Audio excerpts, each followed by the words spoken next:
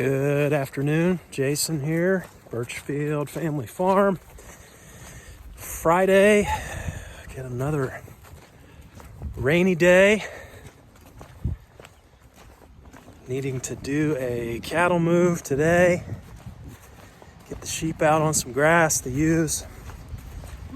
Take you around and show you what's going on here. Hey, Mooies. Are we hungry? Come on.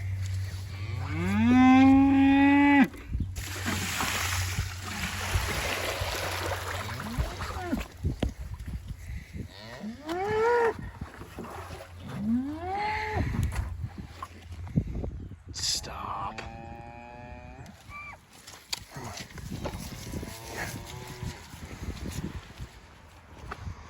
You guys ready? Of course you are.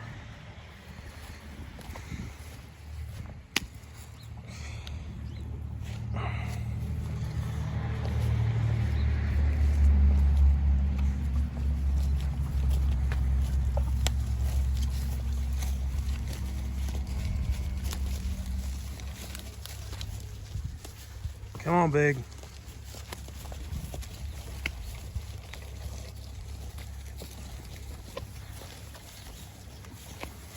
Look at him just going at it. Super hungry today. We have not put out any hay yet because I knew we would be rotating. So let's take a look over here at paddock 7. Yeah, this got hit hard. Probably too hard, especially with the rain. You can see down there we got a muddy patch. That will bounce back. But yeah, happy to be in number 8 now. We'll stay here for 2 or 3 days. Again, if you're new to the channel, I see we've had some new people joining. We do run 8 quarter-acre paddocks, 4 of which are on that side of the fence, 4 of which are down here. We are in paddock 8 right now. We do 3 days on each rotation.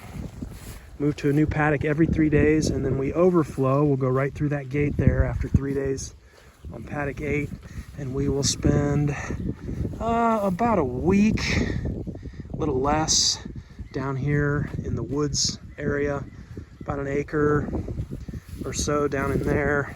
Let them get some forage, some stuff, leaves and such off the trees, and grass as well, and a little creek down there they can drink out of.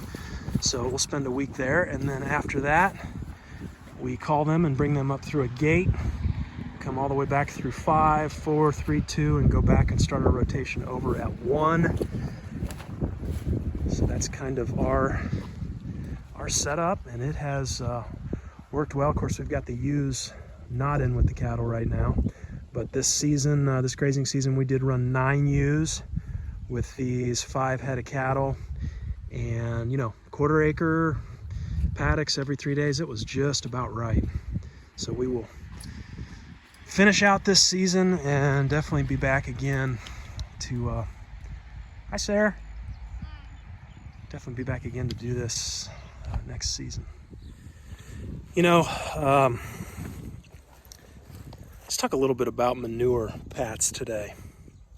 Just looking around here, we just came off of number 7, obviously, and it's a really good chance to just take a look at some of these pats. And you know, not everybody's into this, I realize that, but this can be a really helpful tool, especially if you're grass-fed, you know, rotational grazing. Keeping an eye on those pats can really tell you what's going on with your animals. So just looking around here, you know, first of all, manure pats are typically scored. Yeah, there is a scoring system, a 1 to 5, 1 being very loose, runny, 5 being, you know, very piled up. The definitions get way more specific than this. I'm just kind of giving a brief overview here. So right around 3 is what you're looking for. You know, anything like one-ish that's just very runny. Typically we see that in the spring, you know, when the grass gets real lush. Some say it's excess protein, others say no, it's not the protein.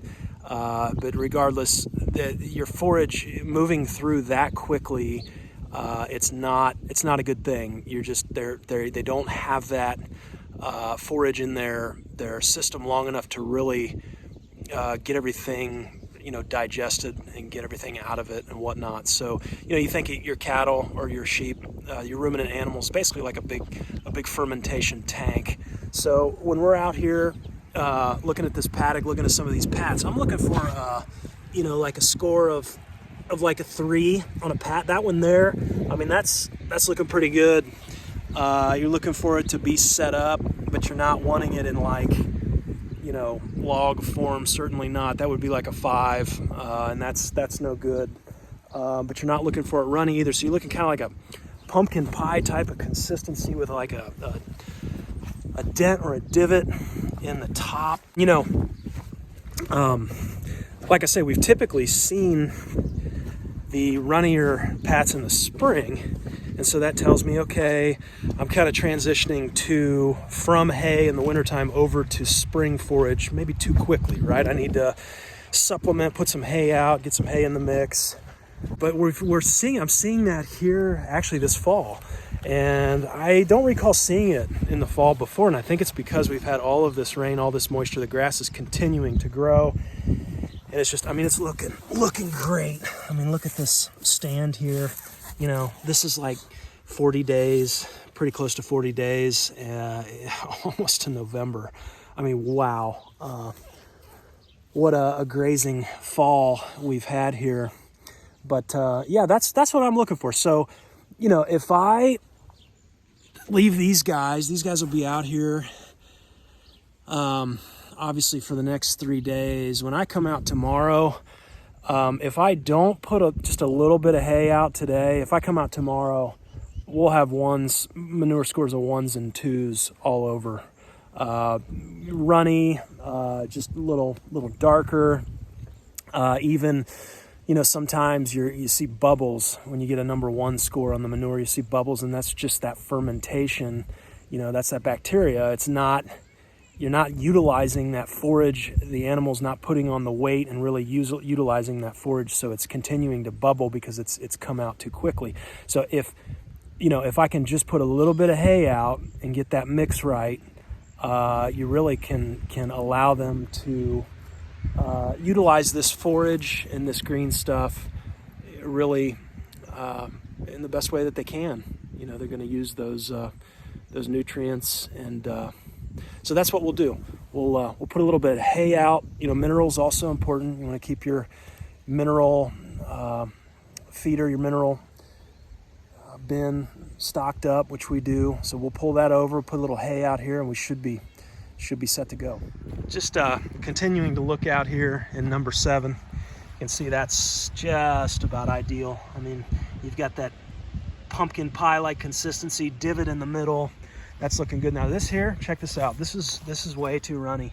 Did the rain kind of help wash this out? You know, I don't know. I'm looking at some of the other ones and they're still standing up.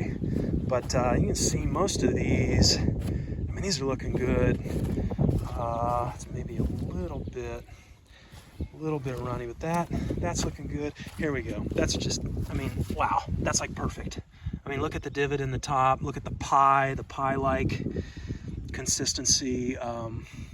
So yeah, again, this is telling me that they had a pretty good mix of the green forage mixed with the hay to just kind of balance out that rumen and keep the green stuff in there a little longer to get the full nutrient value out of it. So that's what I'm looking for out here. Well, you know, I'm by no means an expert, just going off of what I see in our experience.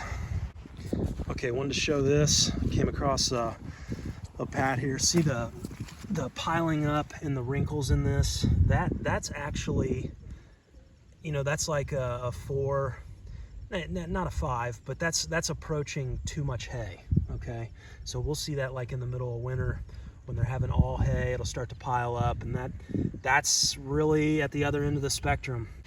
Obviously, we are letting them go at it free choice, so they kind of are able to hit the hay when they need it, hit the grass when they want it. But yeah, other than a few outliers here in 7, I think we're looking good. Look at this. Yeah, okay, I'm like geeking out on this pie here. That's exactly what we're looking for.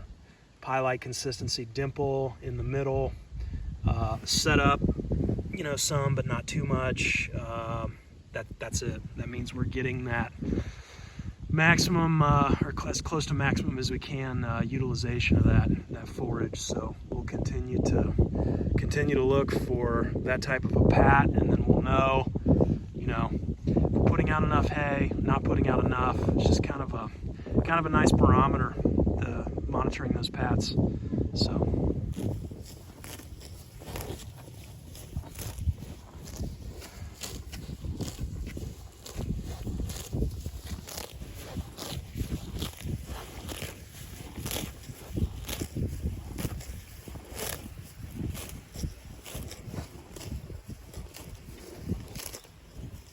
you know, they say that a 1,000-pound cow can produce about 80 pounds of manure a day. You know, most cattle are bigger than 1,000 pounds, and 80 pounds of manure a day. Wow, that is a lot of fertilizer, a lot of good stuff that can be feeding the soils, but we really need to know what we're looking for, what's healthy and what's not.